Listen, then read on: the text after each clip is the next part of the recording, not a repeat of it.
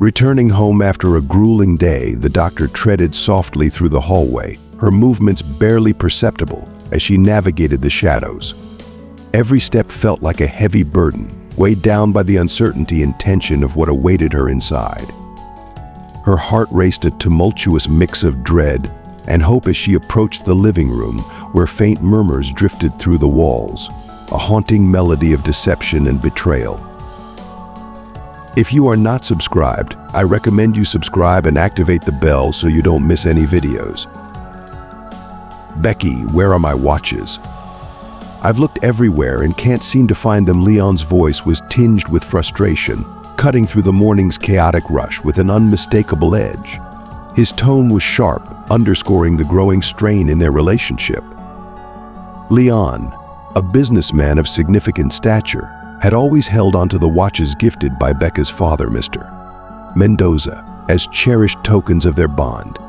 These timepieces were more than mere accessories. They were symbols of the trust and connection between Leon and Becca. As their 10th wedding anniversary approached, the anticipation of celebration was overshadowed by a palpable sense of discord and disappointment. Becky's reply came with an undercurrent of indignation, her words sharp and biting. "I have no idea where they are. Perhaps you left them at the place where you stayed the night before last," she suggested, her frustration evident. Her voice carried the weight of unresolved grievances and growing resentment that had been simmering beneath the surface. Leon, with his strikingly handsome features and thick, shoulder-length curls that framed his face, exuded a magnetic presence. His slender yet imposing stature made him seem like a figure plucked from a rock band rather than a corporate office. Despite his physical allure, Leon's creativity was stifled by his meticulous training in the business world, a discipline instilled in him by Becca's father. Over time, Leon had seamlessly ascended to a position of authority within the company, taking control with the same precision and dedication he applied to every aspect of his life. Becca's parents had embraced him with open arms, viewing him as a son and showering him with affection and trust. The admiration for Becca was undeniable. She had captured the heart of a man who was not only handsome but also successful and charismatic. Their love story had begun in high school, a serendipitous meeting when Becca, a high-achieving student, joined Leon's class in the 10th grade. What began as a rivalry fueled by academic competition soon blossomed into a profound and passionate romance. Their secret rendezvous in empty classrooms, their stolen kisses charged with the excitement of forbidden love, had seemed like something out of a fairy tale. Yet this once beautiful romance had now become tainted by betrayal. Their illicit affection, once hidden and cherished, had been exposed by none other than a teacher, marking the start of a relationship that, despite its enchanting beginnings, now faced the harsh and painful reality of deceit and heartache. The teacher, sensing the gravity of the situation, summoned Leon and Becca's parents to the school with a mixture of anticipation and apprehension. She was well aware of the influential status of Becca's family and relished the thought of delivering what she anticipated would be a dramatic expose. Driven by a belief that true worth lay solely in the pursuit of knowledge, she had prepared herself for a confrontation that she hoped would elicit a dramatic reaction. As the meeting commenced, the teacher began recounting, with a hint of sarcasm, the supposed misconduct of the young couple. Her narrative was laced with a condescending tone, brimming with the expectation that Becca's parents would react with indignation. However, she was caught off guard by the composed demeanor of Becca's father, Nicholas, who, with a calm and dignified presence, extended his hand toward Leon. "Hello," Leon Nicholas said with a warm smile. "I'm Nicholas. It's a pleasure to meet you. Why don't you tell me what exactly transpired between you and Becca?" His tone was courteous yet firm, a clear indication of his desire to understand the situation from a place of calm reason rather than escalating the conflict. Becca, raised with the utmost respect for her father and taught never to interrupt, remained silent, her eyes lowered in deference. The teacher's expectations of a scandalous uproar began to dissolve as she observed the composed interaction. Her hopes for a dramatic showdown were quickly diminishing. Leon, who had always been straightforward, responded with a surprising degree of honesty. "We were kissing because we love each other." "Well, at least I know I do. Please don't reprimand Becca, she rarely goes out in the evenings." His words, though simple, carried the weight of sincere emotion and a protective instinct towards Becca. Nicholas, unfazed by Leon's candor, turned his attention to Becca. "So, Becca, what's your take on this? Are you in love too, or is it something you're still figuring out?" His gaze was filled with fatherly affection and a hint of curiosity. He had always cherished his daughter and longed for her to explore interests beyond her academic achievements, admiring her not just for her intellect, but also for her beauty and depth. Becca, blushing slightly, finally nodded. "Yes, I do," she said softly, her voice barely above a whisper, but filled with genuine emotion. Her father's smile broadened with approval. "Well then," Nicholas declared, "it's settled. Leon, if it's all right with your mother, we'd be delighted to have you over at our house this evening. Once your lessons are done, you're welcome to join us for a movie and some time together. We'd be happy to have you." His offer was made with a warm and welcoming tone, a gesture of goodwill and acceptance. The teacher, caught entirely off guard by the calm and cordial resolution, stood in stunned silence, her mouth slightly agape. The scenario she had envisioned, full of scandal and discord, had instead resolved into an unexpected display of understanding and kindness. As Leon and Becca exchanged nods of agreement and prepared to leave the classroom, the teacher was left alone, grappling with a bewildering mix of emotions. Her grand expectations had given way to a simple, sincere resolution that defied her assumptions. Thus began the journey of their romance, but it wasn't long before the path became fraught with challenges. In the first year of their relationship, what initially seemed like a perfect union began to unravel. Small disagreements sparked larger conflicts, and seeds of mistrust were sown. What started as minor irritations soon snowballed into significant grievances, escalating the tensions between them. Resentments took root, and the trust that once bound them began to erode, leaving their relationship precariously balanced on a knife's edge. At 18, straight out of high school, they hastened into marriage, a decision driven by youthful exuberance and a desire to cement their bond. They continued their education together, living in the sprawling house of Becca's parents, which, despite its grandeur, seemed too vast for the couple. Leon's mother, who had frequently traveled to visit relatives abroad, had recently passed away, and the loss left a profound void in Leon's life. The dormitory room where he had spent much of his formative years had become a place of desolation, now haunted by the absence of his mother. This void was further compounded by the stark contrast of the empty spaces in their new home.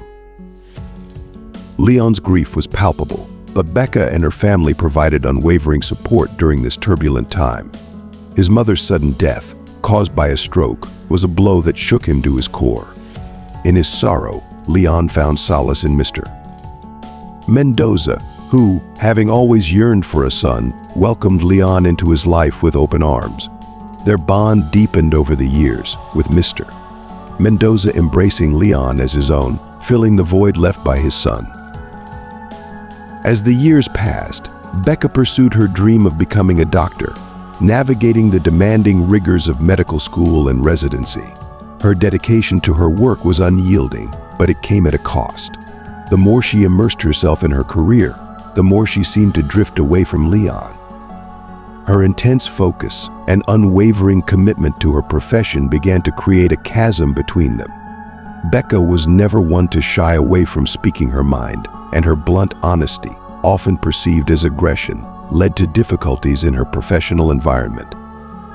She struggled to form genuine connections, encountering instead gossip and fear from her colleagues. Even the department head, despite recognizing her exceptional skills, was wary of her. Despite these challenges, Becca's exceptional performance did not go unnoticed.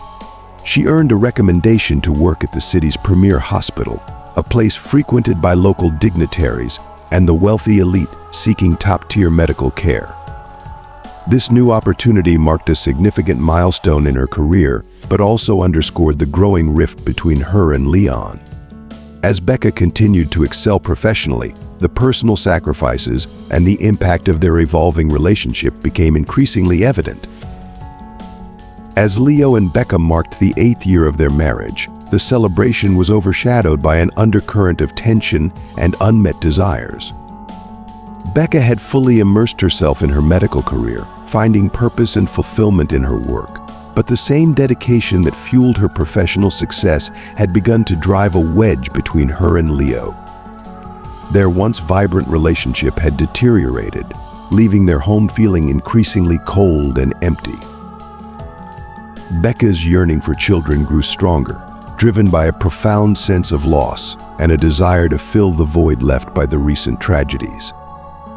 The sudden death of Becca's parents in a catastrophic accident had left a gaping chasm in her life, and the once lively house now seemed to echo with the silence of their absence.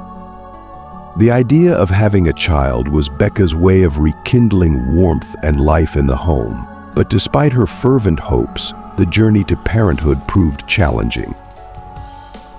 The couple faced a series of medical tests, uncovering chronic issues on both sides not life-threatening, but significant enough to complicate their efforts.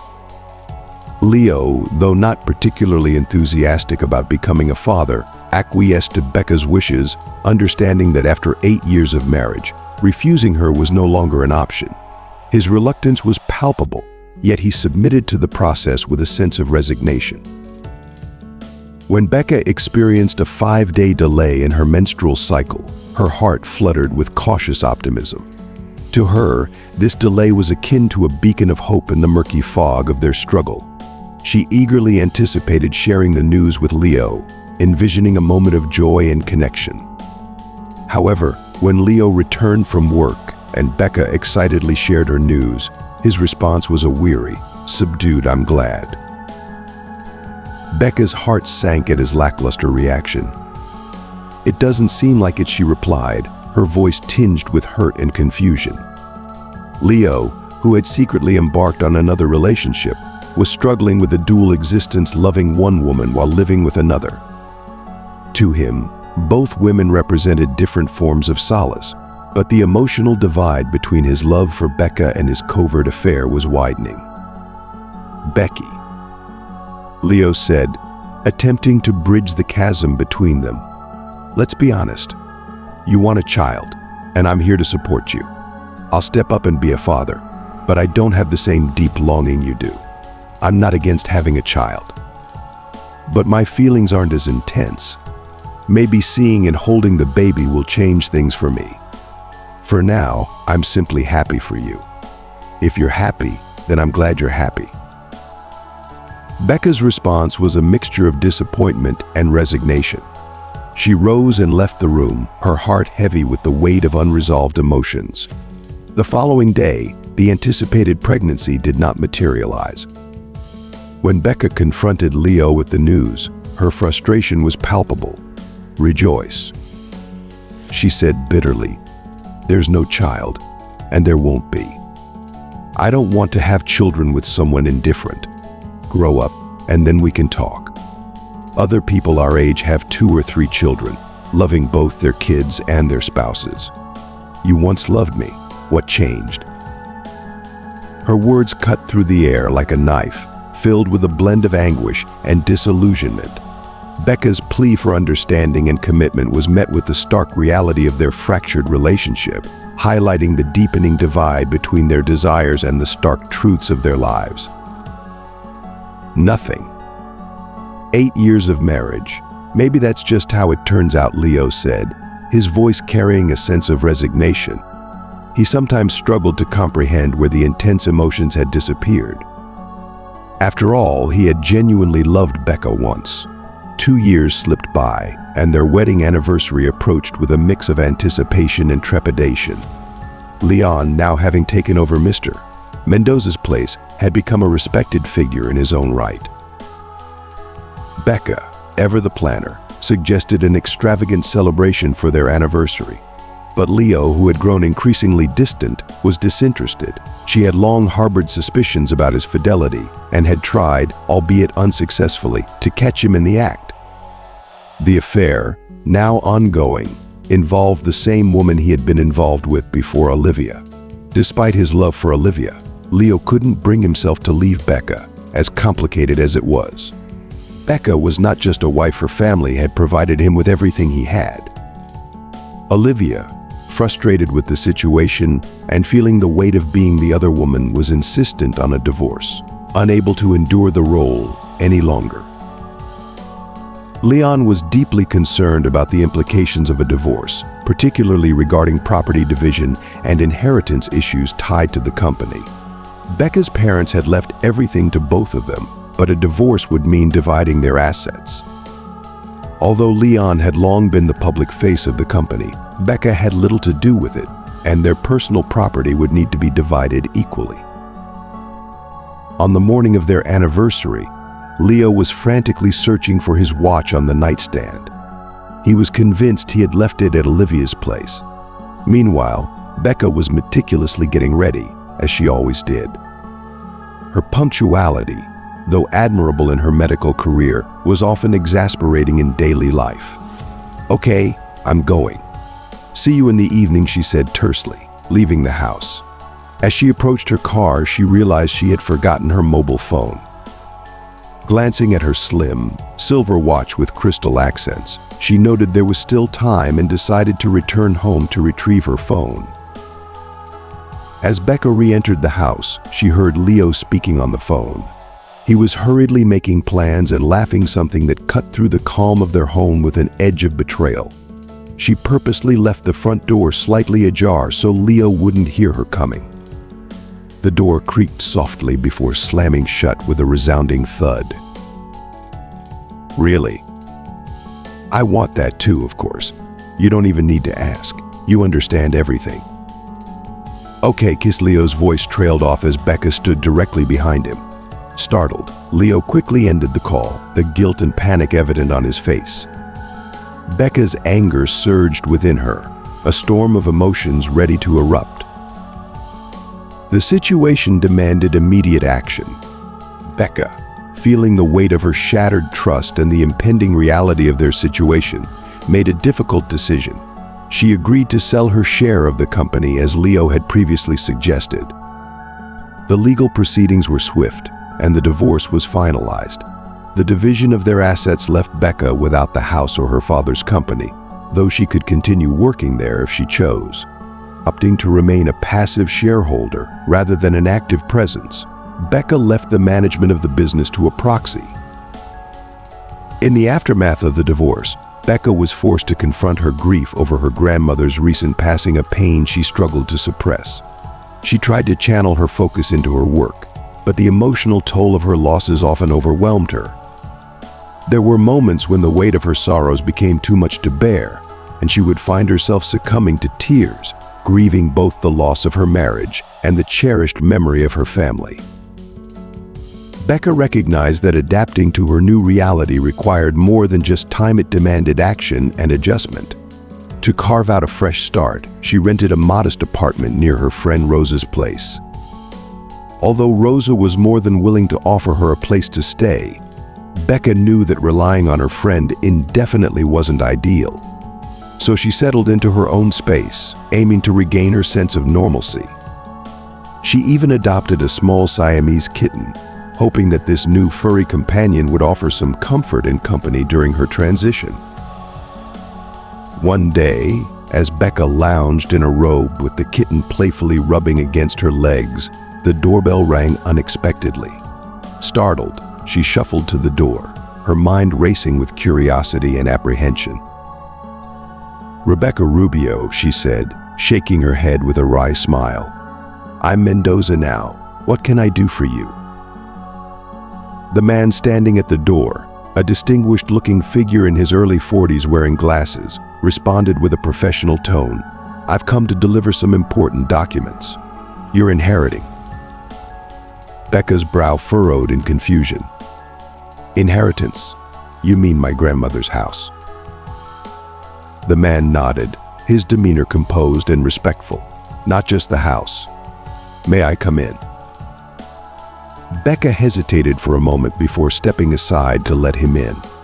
As she listened to his explanation, her mind raced with questions.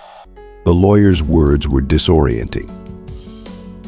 "Maria Mendoza didn't just leave you the house. You're also the sole heir to a significant sum of money in an account, and her business is yours as well. She left half of it to a man who will retain 50% of the shares. The remaining half is yours." Becca's eyes widened in disbelief. "Business? What business? My grandmother was almost 80. She used to raise ducks that always managed to escape her on the lake.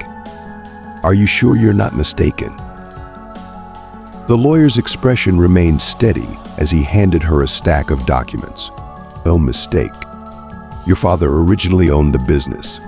He didn't leave it all to you. Some of it was passed to Maria. Not exactly passed on, more like a gift. She took over the business and partnered with a capable young man who managed it well. She trusted him implicitly. And he ran the operation effectively. The business generated profits, which is how the money accumulated in the account. What you saw with the ducks was just a small part of her life." Becca stared at the documents, her astonishment growing as she perused the details. The lawyer continued, "Your grandmother's business was far more substantial than you realized. The young man she partnered with is a skilled professional. You'll be working alongside him, just as she did. The profits have been stable, and now it's all yours." Alongside the formal documents, there was a small, simple note in unadorned white form with a few lines written in her grandmother's unmistakable handwriting. Becca's heart skipped a beat as she read the familiar words. "Dear Becky, I leave you my company. It's modest but brings steady profits. I've given half of it to a very good person. Trust him as I did, and you'll do great together. Good luck, my dear, and don't cry for me. I don't want your tears. Remember me with a smile." Becca felt a mix of shock, grief, and a glimmer of hope as she processed the news. Her grandmother's unexpected legacy was more than a financial windfall. It was a bridge to a new chapter, a chance to rebuild and move forward.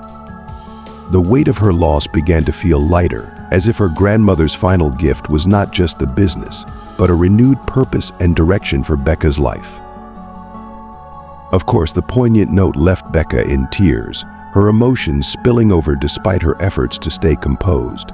The lawyer, ever prepared, handed her a tissue with practiced ease that made the moment all the more surreal.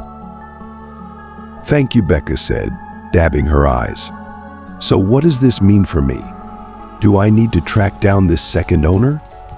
I'm a doctor, not a business person. I have shares in my father's company, but while I might want to get back at my ex-husband, diving into business intricacies isn't my cup of tea. I'm here to heal people, not run a business. I think this endeavor was tailor-made for you. Eduardo is already expecting your visit. Here's his contact information," the lawyer replied, handing over a card with Eduardo's details. Becca's frustration flared up. Why do my relatives always leave their businesses to strangers? Why couldn't my grandmother have left it to me and just made Eduardo a manager? And why did she do the same thing with my father? I almost lost everything in the divorce," she said, her voice tinged with bitterness. The lawyer's expression remained steady. "I believe there was a reason for everything, Becca Mendoza. You should see things for yourself. Eduardo will explain everything. Your grandmother asked me to make this introduction." Their meeting concluded without immediate resolution. Becca was left with the knowledge of an unexpected inheritance, one that was now solely hers to manage without the interference of her ex-husband. The next step was clear: she needed to meet Eduardo and learn more about this mysterious business. Becca made contact with Eduardo and traveled to the address he provided. The location was on the outskirts of the city, nestled in a picturesque area that contrasted sharply with the chaos she'd been enduring. She arrived at a modest private house, its simplicity belied by its immaculate upkeep. She rang the doorbell and heard Eduardo's voice inviting her in. "It's unlocked. Please, come in." Becca entered the house and was greeted by the sight of a fair-haired man seated in a wheelchair. Despite the whirlwind of emotions and events she had been through, Becca's demeanor remained detached and stoic. "You must be Eduardo," she said, her tone flat and clinical. "Yes, that's me. Please, make yourself comfortable," Eduardo responded warmly. "I've been expecting you." Becca took a seat, and Eduardo offered her a cup of freshly brewed coffee. The aroma was familiar and comforting, exactly like the coffee her grandmother used to make. She sipped it and looked at Eduardo in surprise. He met her gaze with a gentle smile. "I knew Maria well," Eduardo said, his voice tinged with a trace of sadness. "She was an exceptional woman, with a unique ability to know everything about everyone. Since her passing, it feels like a part of my world has vanished." Eduardo proceeded to share his story with Becca. He recounted how he had come to manage the business. Once, while on the streets, he had been a homeless man with no support system, no family, no friends. Maria had offered him a lifeline during a chance encounter. What he hadn't revealed was that he was a businessman who had fallen on hard times. Maria, having recently acquired the business, saw potential in him and decided to entrust him with half of the company. She had taken him under her wing, providing guidance and support, and in turn, Eduardo had managed the company with dedication for several years. Becca listened, her feelings a complex mix of surprise and appreciation. Her grandmother had seemingly orchestrated everything with a foresight that went beyond her understanding. It became clear that the business was not just a financial asset, but a part of a larger, thoughtful plan devised by Maria, a plan that was now unfolding before Becca, inviting her into a new chapter of her life. Becca's curiosity about Eduardo's situation led to a poignant revelation. "How did you end up in the wheelchair?" she asked, her tone a mix of concern and curiosity. Eduardo looked at her with a hint of sadness in his eyes. "I was homeless and got hit by a car. Maria urged me many times to get checked, but I was content with just having a decent wheelchair. I didn't lose my legs completely, just partially. It's very difficult to walk independently. I came to terms with the fact that this is how it will always be." Becca's surprise was palpable. "You didn't get checked. Why not?" Eduardo shook his head. "I did get checked after the accident. They told me that things wouldn't improve, they would only get worse without physical therapy. Surgery wouldn't help in my case. I had a period where I tried to hold on to hope, but it was hard. I'd grown accustomed to not hoping for anything, especially after living on the streets. I can't afford surgery abroad and have come to terms with my condition." "Really? Who told you that? If you have any mobility, even partial, there's a chance for recovery." "I'm a doctor, you know," Becca said, her professional instincts kicking in. Eduardo sighed. "I saw a specialist. I was in denial for a long time, but eventually I accepted that this was my reality. My legs feel, but they don't respond." Becca decided to shift the conversation. "Let's change the subject, shall we?" She didn't press the issue further but offered a supportive smile. Their conversation soon moved to business matters. They discussed the company's current state and potential improvements. Becca was intrigued the business had a medical focus, aligning with her expertise. Over the next month, they worked on a new project that made healthcare more accessible. Becca set up her own office, and a pharmacy point was added. The business flourished, and Becca found herself deeply engaged and fulfilled in her new role. Her professional relationship with Eduardo grew stronger. They communicated daily, and Becca found herself enjoying Eduardo's company more than she had with anyone else, except for Rosa, her old friend. Their collaboration lasted almost a year, during which Becca balanced her hospital work with her private practice. Her private practice was personal and lucrative, offering her a sense of independence and satisfaction. One day, Becca decided to visit Rosa to catch up and share her news. Their friendship had faded over time, and she had missed their connection. She arrived at Rosa's place unannounced, only to find Leo opening the door. "What are you doing here?" Becca asked, her voice dripping with disdain. Behind Leo stood Rosa, who hastily threw on a robe. The scene was self-explanatory. Rosa folded her arms, a defensive posture. "Sorry, you can't control the heart. We've come together. What's wrong with that? You're divorced now, after all." Becca turned away, her heart heavy with betrayal. As she walked away, memories of how Rosa had frequently praised Leo and insisted on his virtues flooded her mind. It all made sense now. Rosa had seemingly conspired with Leo, either by assisting him in the divorce or intentionally sabotaging her case. Leo had achieved what he wanted, and Rosa was either complicit from the start or had been rewarded for her role. Becca's realization hit hard. Rosa and Leo had been accomplices. Their betrayal was a double blow. Her friend had been part of the scheme that led to her painful divorce. She felt a mix of anger and sorrow as she left her former friend and ex-husband behind, understanding the extent of the deceit she had faced. Becca was reeling from the monumental betrayals she had faced. Rosa, her former friend, had not only aided Leo but orchestrated a series of obstacles to sabotage Becca's new business. Leo's attempt to dismantle her newfound success seemed driven by jealousy and resentment, especially since he had sold his own company for a pittance and was now envious of Becca's achievements. Becca's loneliness was palpable. Once close with Rosa, she had no one to confide in after their falling out. It felt like every corner of her life was being attacked by those she once trusted. The only solace she found was in her conversations with Eduardo, who had become a significant source of comfort and support. Eduardo's genuine empathy and unguarded nature provided a stark contrast to the deceitful behaviors of those around her. He managed to shift Becca's perspective on her situation.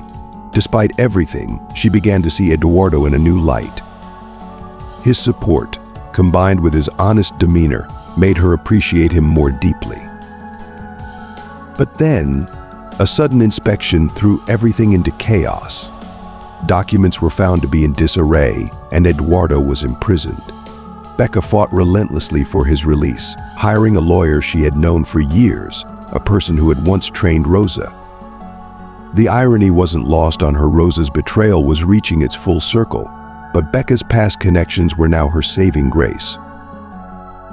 During the visits to Eduardo in jail, Becca's frustration with the injustice of the situation was palpable. She felt a heavy sense of responsibility for Eduardo's predicament, as if his imprisonment was a direct consequence of her association with him. In their conversations, Eduardo's words revealed a deeper layer of his feelings.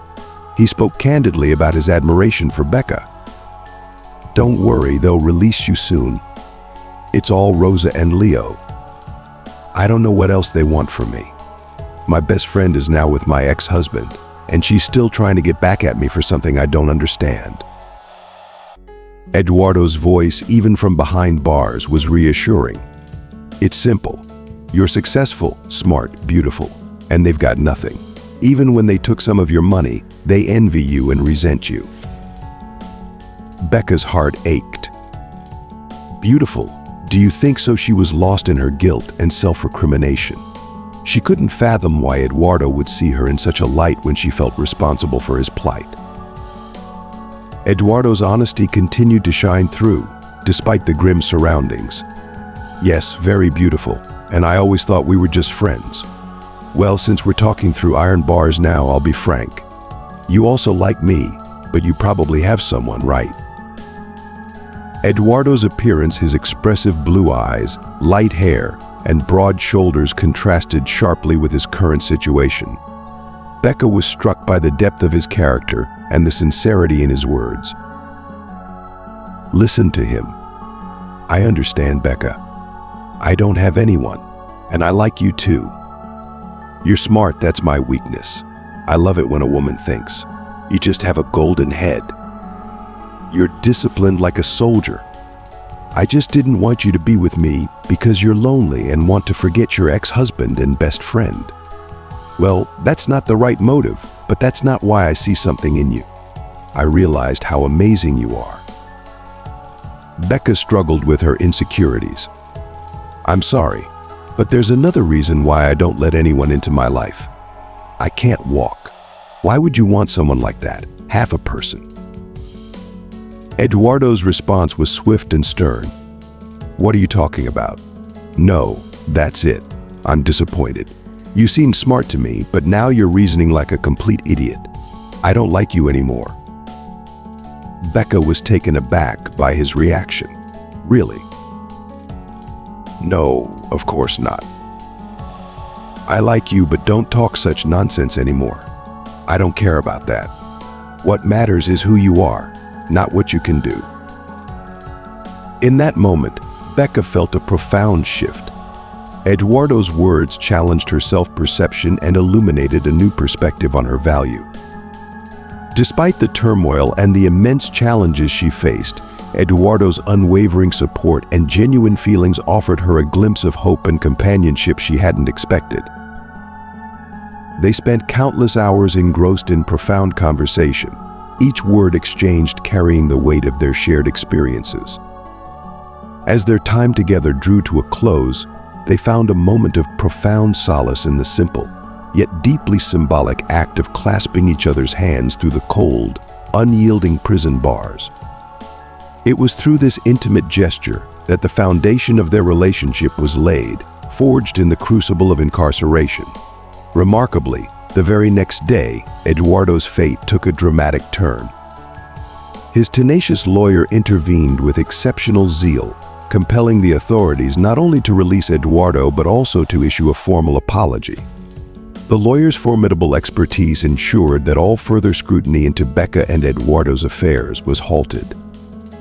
Becca had invested a substantial fortune to secure this outcome, and her efforts yielded results beyond their wildest hopes. On the first day of Eduardo's new freedom, Becca chose to remain steadfastly by his side. They immersed themselves in simple pleasures, watching movies, engaging in heartfelt dialogues, and sharing the solace of each other's company. Becca observed with a mixture of admiration and sorrow as Eduardo navigated his world on crutches. The physical struggle was palpable. Each step was a Herculean effort, and the crutches seemed to mock his attempts to regain control. Despite the intense pain and the unpredictability of his legs, Eduardo demonstrated remarkable resilience. He managed to perform daily tasks such as showering, preparing meals, and tidying up, a testament to his enduring spirit and adaptability. As the days turned into weeks, the bond between Becca and Eduardo only deepened.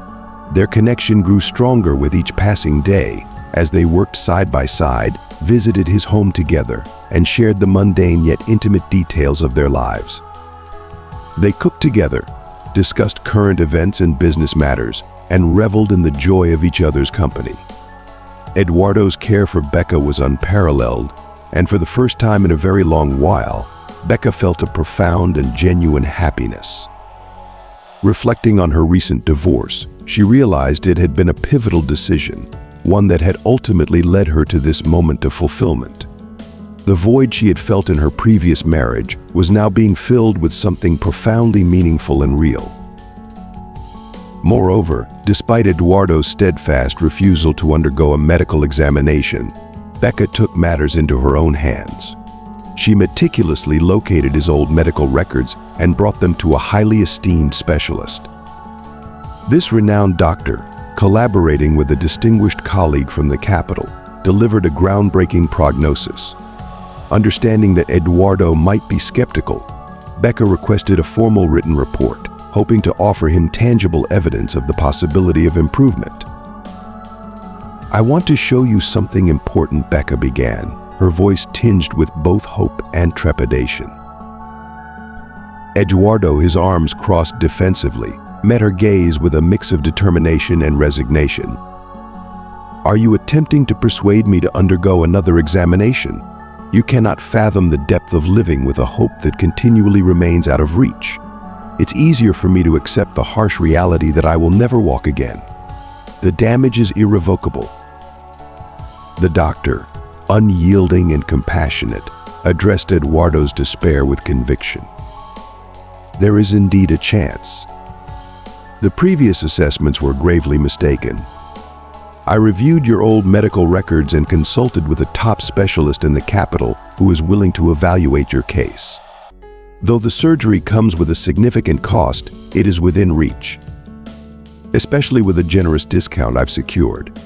This is only a preliminary assessment. The sooner we proceed, the better the prospects. While I cannot guarantee that you will walk again, it would be imprudent not to seize this opportunity. Eduardo's frustration was palpable, his voice quivering with a mixture of hope and fear. You know, if nothing changes in the end, I would be devastated. You have no idea how torturous this has been. Why did you even involve yourself in this? What is it that you truly fear? Becca asked gently, her eyes full of concern. I am afraid of investing hope once more, only to face the crushing reality that I will never walk, Eduardo admitted, his voice laden with sorrow. You should not fear hope. The true fear should be in living your entire life confined to a wheelchair without ever having taken a chance, Becca replied firmly. Eduardo, enough of this hesitation. The real fear is not in losing it, is in never trying at all. With Becca's heartfelt encouragement and unwavering support, Eduardo reluctantly agreed to undergo another examination. The results of this new assessment were nothing short of encouraging. A few days later, the surgeon scheduled the operation, affirming that such injuries were indeed treatable and that the chances of recovery were significant. Eduardo was overwhelmed with emotion when Becca delivered the news. Tears of joy streamed down his face, and Becca, her heart brimming with love and relief, embraced him tenderly, her tears mingling with his. While preparing for the surgery, Becca had a serendipitous encounter with her old friend Dima at the mall. Dima, once married to Rosa, had been a part of their social circle. You look radiant. It seems that leaving that toxic relationship did wonders for you. He used to confide in me, and I always told him how fortunate he was to have you. But he was, sadly, a fool. Thank you, Dima. Your words are kind. I haven't heard much about him lately, and frankly, I don't care. The last I heard, he had discarded his mistress and moved on to someone else. He got swept up in the excitement, Becca replied, her tone detached but thoughtful. Dima's expression grew serious. Don't you know what happened afterward? Leo lost everything and went on the run. Rosa followed him, but the thrill quickly wore off. They were hiding from creditors somewhere by the sea. When Leo returned, Rosa had already found someone else, someone with fewer financial burdens. Becca's eyes widened in surprise as she absorbed the unfolding drama. The tales of old friends and their turbulent lives seemed to underscore the dramatic changes in her own life, making her current happiness with Eduardo all the more poignant and precious. Log in. Sign up. Please take the following basic paragraph and completely rewrite it using entirely different words. Extend the paragraph to make it longer while ensuring it maintains the original meaning. Infuse the rewritten paragraph with numerous emotionally charged words to enhance its depth and impact. ChatGPT. Certainly. Please provide the basic paragraph you'd like me to rewrite. They talked for a long time, and in the end, they held each other's hands through the prison bars. So their relationship began in prison.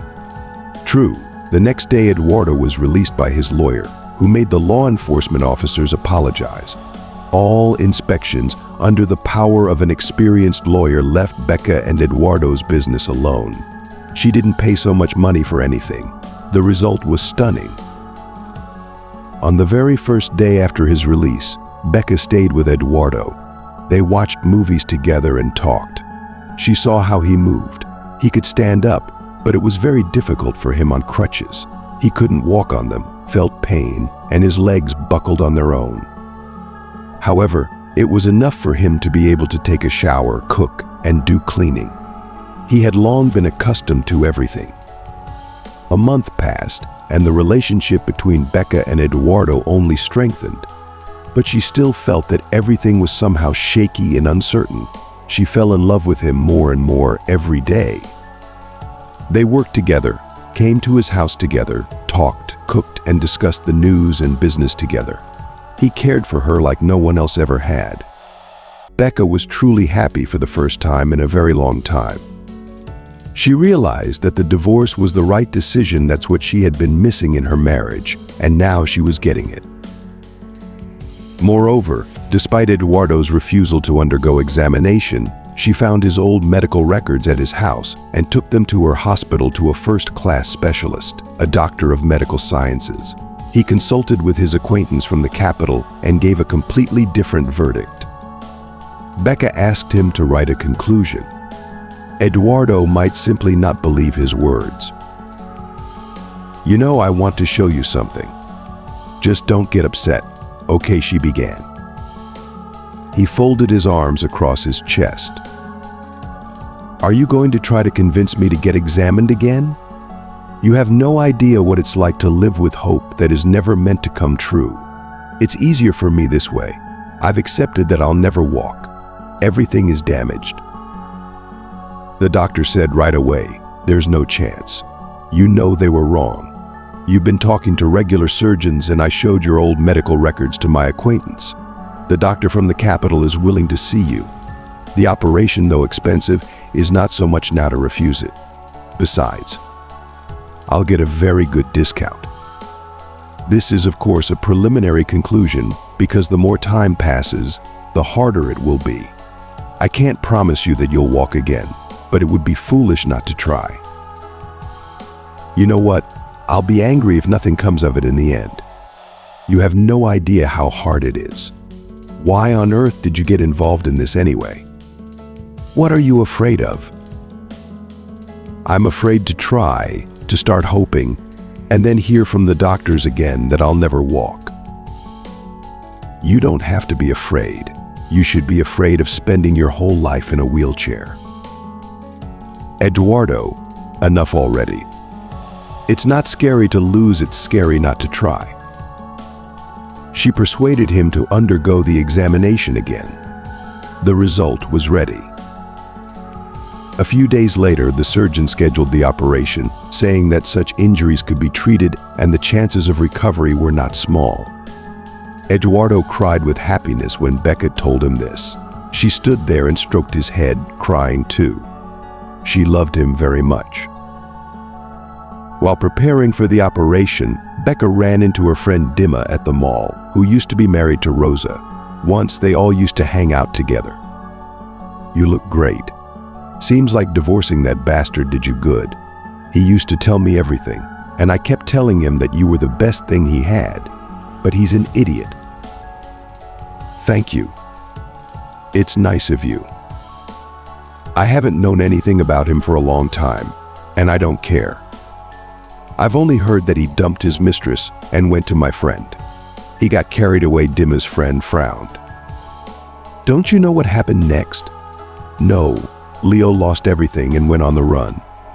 Rosa went with him, but she got bored quickly. They were hiding from creditors somewhere by the sea. He came back and she found someone else there, someone with fewer debts. ChatGPT. They spent hours conversing deeply, and as their time together drew to a close, they found solace in the simple act of clasping each other's hands through the cold, unforgiving bars of his cell. This poignant moment marked the genesis of their relationship amidst the bleak confines of incarceration. Miraculously, the very next day, Eduardo's lawyer intervened with remarkable fervor, compelling the authorities to not only release Eduardo but also issue a formal apology. Thanks to the adept advocacy of his lawyer, all further investigations into Becca and Eduardo's affairs ceased, as she had invested a substantial sum to secure their peace. The outcome was nothing short of extraordinary. On the first day of Eduardo's newfound freedom, Becca chose to remain by his side, sharing the simple joys of life. They spent the day watching films and engaging in heartfelt conversations. Becca observed the struggle etched on Eduardo's face as he maneuvered on crutches. The physical strain was evident. Every step was a battle, and the crutches seemed to mock his efforts. Despite the agony and the precariousness of his legs, Eduardo managed to perform daily tasks like showering, cooking, and tidying up. His resilience was a testament to his strength and adaptability. As the days turned into weeks, Becca and Eduardo's bond grew stronger, but she couldn't shake a lingering sense of instability. Her love for him deepened daily, and their shared moments, whether working side by side, visiting his home, cooking, or discussing current affairs and business, brought them closer. Eduardo's care for her was unparalleled, and Becca felt a profound sense of happiness she hadn't experienced in ages. She reflected on her recent divorce, realizing it had been a necessary step to reclaiming what had been missing from her life, and she was now beginning to experience it fully. Furthermore, despite Eduardo's reluctance to undergo a medical evaluation, Becca took the initiative to find his old medical records and brought them to a highly respected specialist. This esteemed doctor, consulting with a colleague from the capital, delivered a radically different prognosis. Becca, wanting to offer Eduardo hope, requested a formal report, understanding that Eduardo might be skeptical of mere words. "I want to show you something important," Becca began cautiously. Eduardo crossed his arms, his face set in determination. "Are you trying to convince me to undergo another examination? You have no idea what it's like to live with hope that remains unfulfilled. It's easier for me to accept that I'll never walk again. The damage is done." The doctor, firm and clear, countered Eduardo's despair. "There's a chance. The previous assessments were mistaken. I reviewed your old records and consulted with a specialist in the capital who is willing to see you. Though the surgery is costly, it is not beyond reach, especially with a significant discount. This is a preliminary opinion. The sooner we act, the better the chances. While I can't guarantee you'll walk again, it would be foolish not to pursue this opportunity." Eduardo's voice trembled with frustration. "You know what? I'd be furious if nothing changed in the end.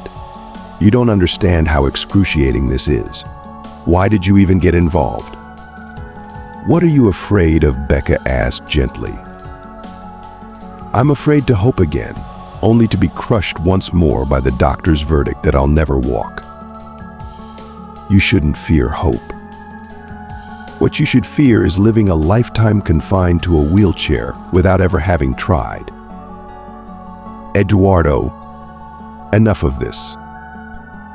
The real fear is not in losing, it's in not even trying." With Becca's heartfelt encouragement, Eduardo reluctantly agreed to another examination. The subsequent results were promising. A few days later, the surgeon scheduled the operation, asserting that such injuries could indeed be treated with a significant chance of recovery. Eduardo was overwhelmed with emotion upon hearing the news from Becca. He wept tears of joy, and Becca, overwhelmed with love, held him tenderly, her tears flowing freely. While preparing for Eduardo's surgery, Becca encountered her old friend Dima at the mall. Dima, once married to Rosa, had been part of their social circle. "You look fantastic. Seems like leaving that jerk was the best thing you could have done. He used to confide in me, and I always told him how lucky he was to have you. But of course he was an idiot." "Thank you, Dima. It's kind of you to say that. I haven't heard much about him recently, and frankly, I don't care. All I know is that he dumped his mistress and moved on to someone else. It seems he got carried away," Becca replied. Dima's expression grew serious. "Don't you know what happened next? Leo lost everything and went on the run. Rosa followed him, but she quickly grew bored of the instability.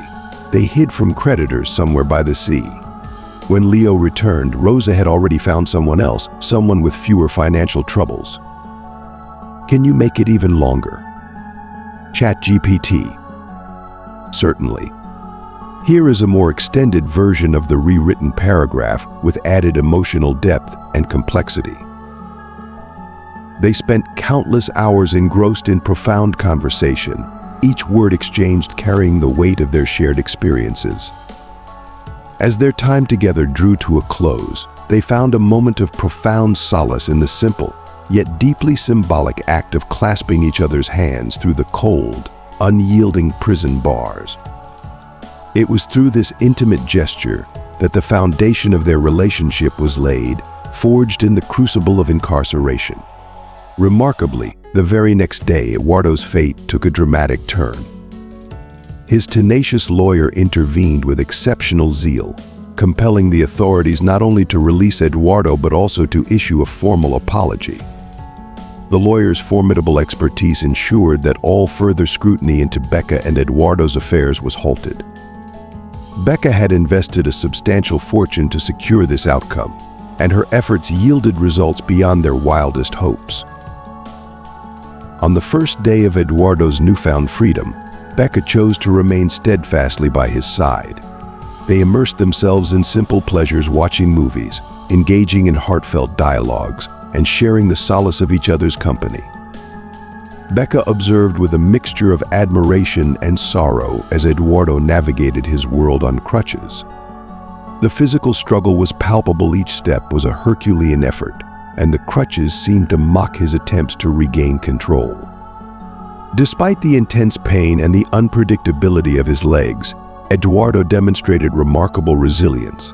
He managed to perform daily tasks such as showering, preparing meals, and tidying up, a testament to his enduring spirit and adaptability.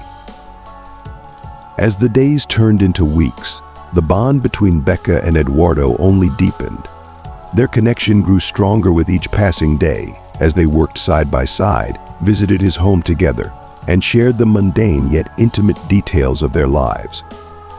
They cooked together, discussed current events and business matters, and reveled in the joy of each other's company. Eduardo's care for Becca was unparalleled, and for the first time in a very long while, Becca felt a profound and genuine happiness. Reflecting on her recent divorce, she realized it had been a pivotal decision, one that had ultimately led her to this moment of fulfillment. The void she had felt in her previous marriage was now being filled with something profoundly meaningful and real. Moreover, despite Eduardo's steadfast refusal to undergo a medical examination, Becca took matters into her own hands. She meticulously located his old medical records and brought them to a highly esteemed specialist. This renowned doctor, collaborating with a distinguished colleague from the capital, delivered a groundbreaking prognosis. Understanding that Eduardo might be skeptical, Becca requested a formal written report, hoping to offer him tangible evidence of the possibility of improvement. "I want to show you something important," Becca began, her voice tinged with both hope and trepidation. Eduardo, his arms crossed defensively, met her gaze with a mix of determination and resignation. "Are you attempting to persuade me to undergo another examination?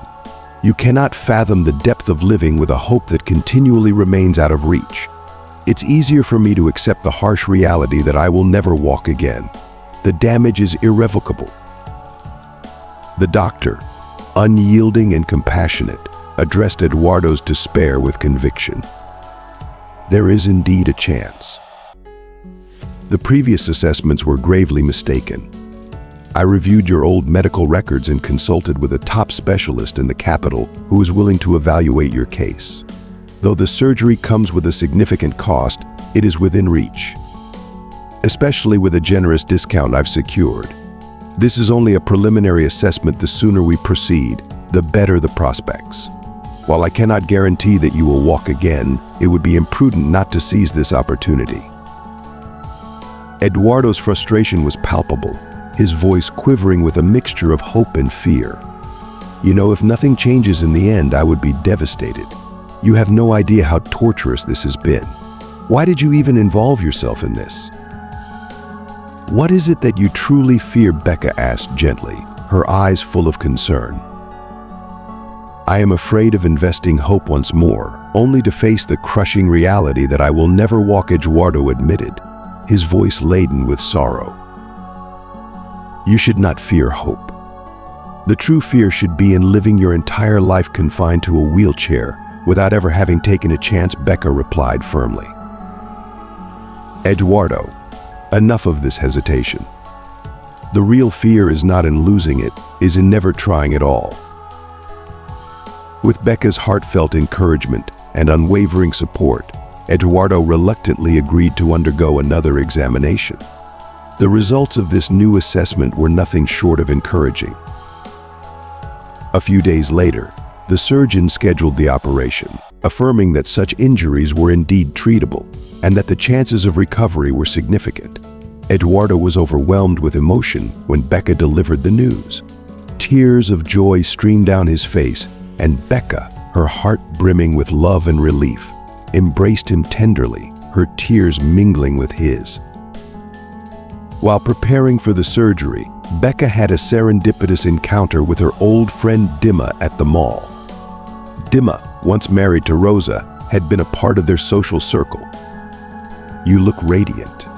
It seems that leaving that toxic relationship did wonders for you. He used to confide in me, and I always told him how fortunate he was to have you. But he was, sadly, a fool."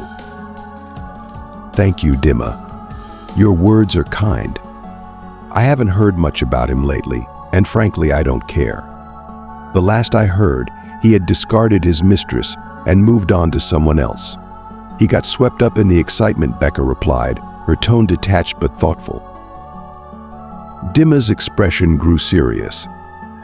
"Don't you know what happened afterward? Leo lost everything and went on the run. Rosa followed him, but the thrill quickly wore off. They were hiding from creditors somewhere by the sea. When Leo returned, Rosa had already found someone else, someone with fewer financial burdens." Becca's eyes widened in surprise as she absorbed the unfolding drama. The tales of old friends and their turbulent lives seemed to underscore the dramatic changes in her own life, making her current happiness with Eduardo all the more poignant and precious. "She's a clever girl. She won't disappear, so we won't see her with you anymore. And Olivia, Leo's mistress, she left her children." "What children?" Becca was surprised. "She gave birth to twins and left the babies at the maternity hospital. She loved Leo so much. Threatened to jump off the balcony when he left her. She didn't want to live. He got interested in Rosa back then and just left the pregnant woman who had been waiting for him to leave his wife for her for several years. You know he's a very cruel person." "And when did he become like that?" "He used to seem decent, reliable. I don't talk to him anymore. By the way, I got married recently. My daughter was born." "Congratulations. That's news." Eduardo was in the capital for the operation, and Becca continued to work and manage the business. She wanted to go with him, but Eduardo asked her to stay. He said it would be easier for him alone. She couldn't get the thought of Leo's children out of her head. She gave birth to children and left them at the maternity hospital. How could she? Becca got the necessary documents and went to the baby's home. "Are you a relative?" asked the employee. "Well, something like that. These are the children of my husband and his mistress. I would like to take them."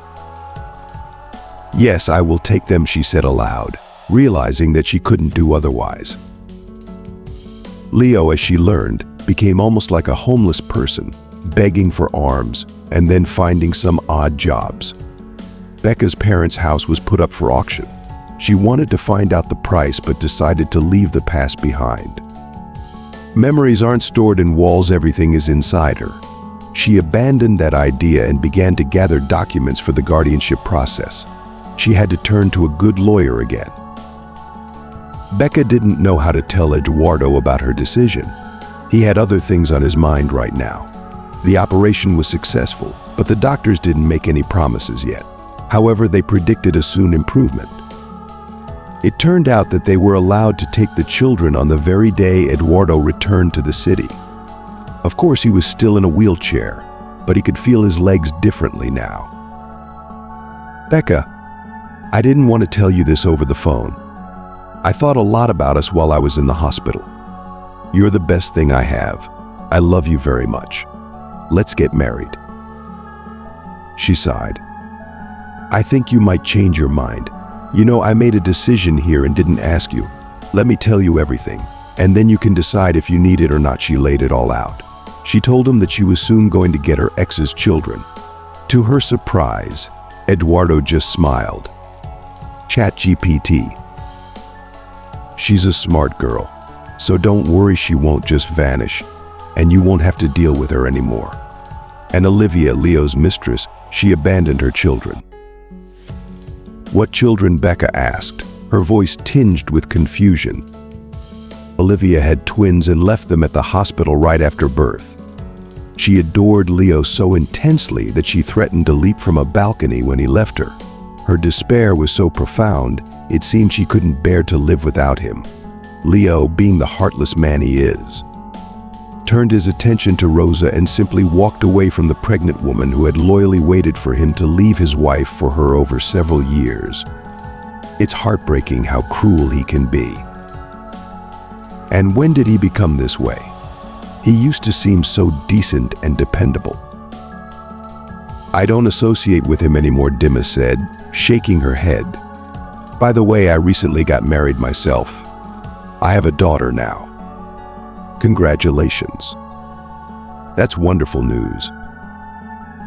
While Eduardo was in the capital for his surgery, Becca continued to manage her business and carry on with her daily responsibilities. Though she wanted to be by Eduardo's side, he insisted she stay behind, believing it would be easier for him to cope alone. Yet Becca found herself consumed by thoughts of Leo's abandoned children. The idea of leaving babies behind in a hospital was a heart-wrenching notion she couldn't shake. Determined to act, Becca gathered the necessary documents and made her way to the orphanage. Upon arrival, an employee asked, "Are you a relative?" "Something like that," Becca replied, her voice resolute. "These are the children of my husband and his mistress. I'd like to take them in." "I understand," the employee responded, recognizing the gravity of Becca's request. "I'll prepare the paperwork." Becca had learned that Leo had sunk to a state of near destitution, begging for alms and scraping by with odd jobs. Meanwhile, her parents' house was set to be auctioned off. Becca considered finding out its current value but decided it was best to leave the past where it belonged. She realized that memories aren't anchored in physical spaces but live within her. Determined to move forward, she focused on assembling the documents necessary for the guardianship process and sought the help of a skilled lawyer. Telling Eduardo about her decision was daunting. He had enough on his plate with his recovery. The surgery had gone well, though the doctors remained cautious, offering no guarantees but hinting at potential improvement. The timing was fortuitous. On the very day Eduardo returned to the city, they were allowed to take custody of the children.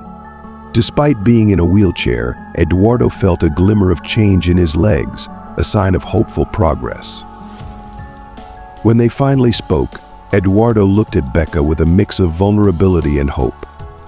"Becca, I didn't want to bring this up over the phone.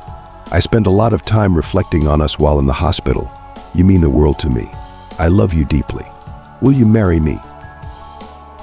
Becca sighed, her heart heavy with the weight of her recent decisions.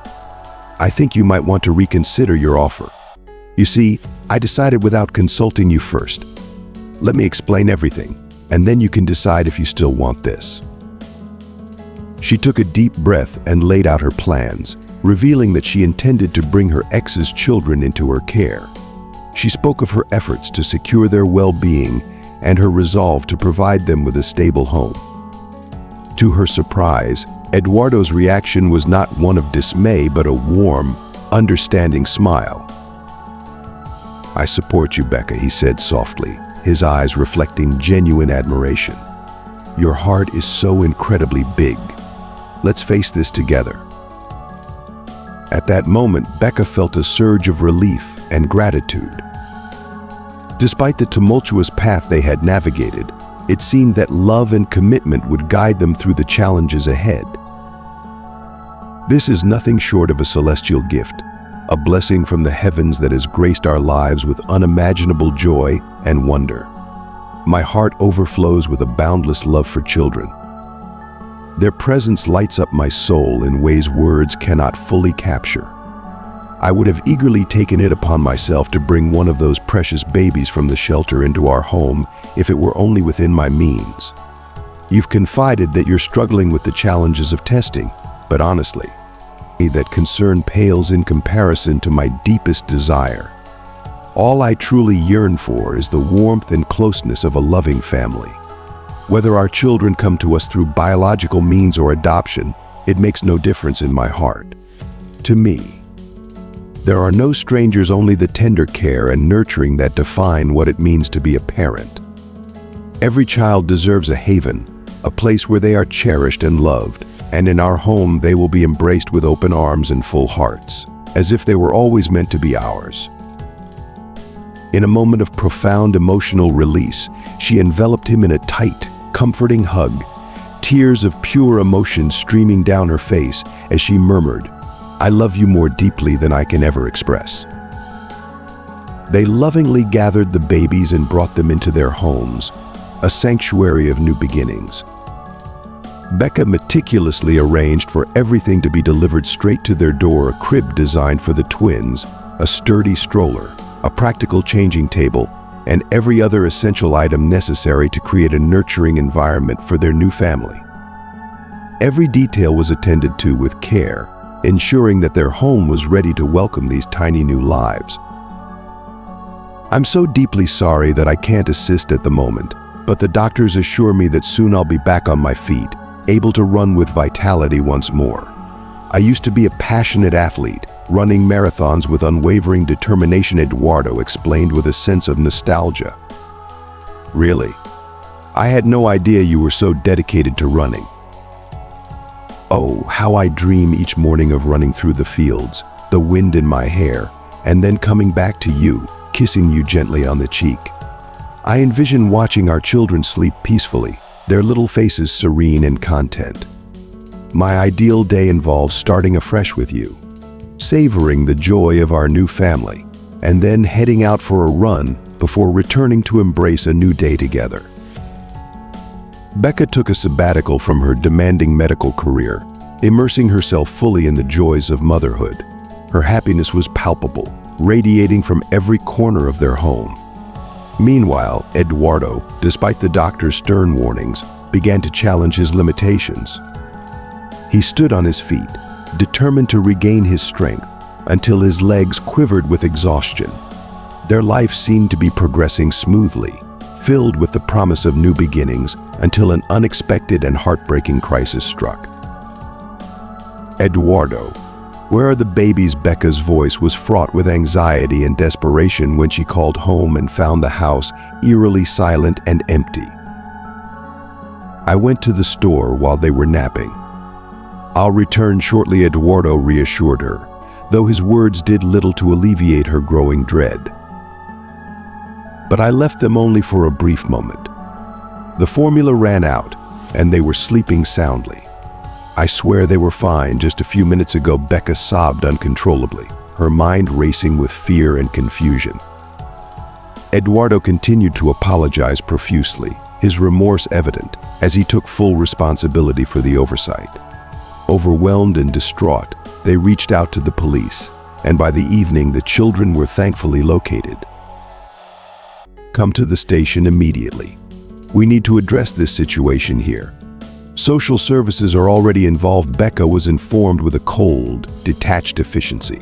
She contacted her lawyer urgently, and together they rushed to the scene, their hearts heavy with apprehension. "This is Olivia, the biological mother of the babies. She took them from the house, but that does not absolve you of the responsibility for leaving them unattended. You are liable for this lapse in care. Consequently, the children will be removed from your custody. And Olivia may face imprisonment for her actions," Becca was told in a stark, matter-of-fact manner. The lawyer requested her to step outside and begin negotiating with social services and law enforcement. The weight of the situation bore down on her heart aching with the gravity of the consequences and the fear of losing the family she had fought so hard to build. "Becca, here's the deal if you're willing to forgo the complaint against Olivia. We can close this matter right here and now. However, you'll need to compensate both the police and social services for their time and effort. I've assured them that you're a devoted and responsible mother, preparing for your wedding, and that Eduardo will soon be stepping into the role of a father for the girls. The guardianship won't trouble you further. But the social worker insists on visiting your home to confirm that the environment is suitable for the children. Are you agreeable to this arrangement?" Becca, her heart heavy with gratitude and relief, nodded. "Thank you so much for coming to our aid." Once again, she embraced him warmly, handed over the necessary funds, and led the social worker to their home, accompanied by Eduardo. After a thorough inspection, the social worker was satisfied and assured them that no further disturbances would occur. Olivia was released but was sternly warned that any further attempt to approach the children would result in severe legal consequences. That very evening, a knock on their door shattered the fragile calm. "Why have you come here?" Becca's voice quivered as she recalled Olivia's previous pleas for forgiveness when Leo had filed for divorce. And what could she possibly want now? After attempting to take our children, Becca wondered aloud, her anxiety palpable. "Becky, please consider hiring me as a nanny. I'll work for nothing. I know I took your husband, but you took my children. You left them behind at the hospital.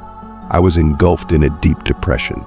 I loved Leo with all my heart, and his actions nearly drove me to despair.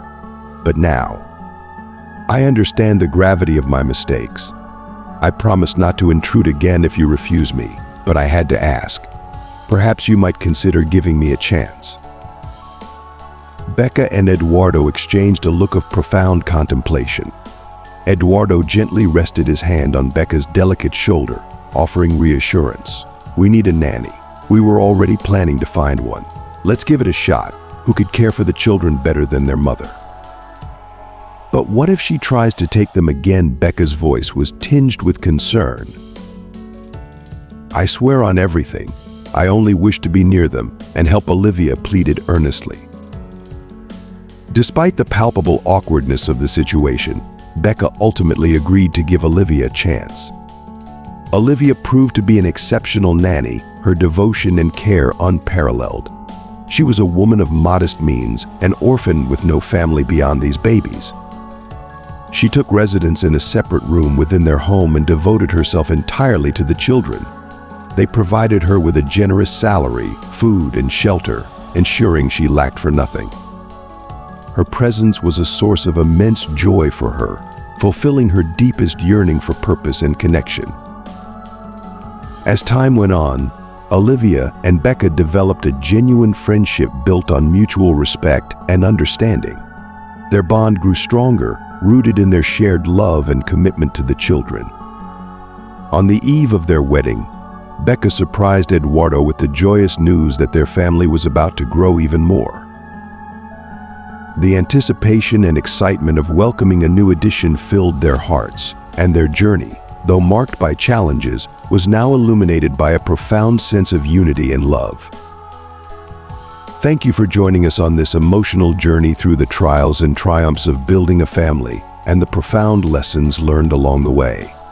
From navigating unexpected challenges to embracing new beginnings, we've seen how love, perseverance, and understanding can transform our lives.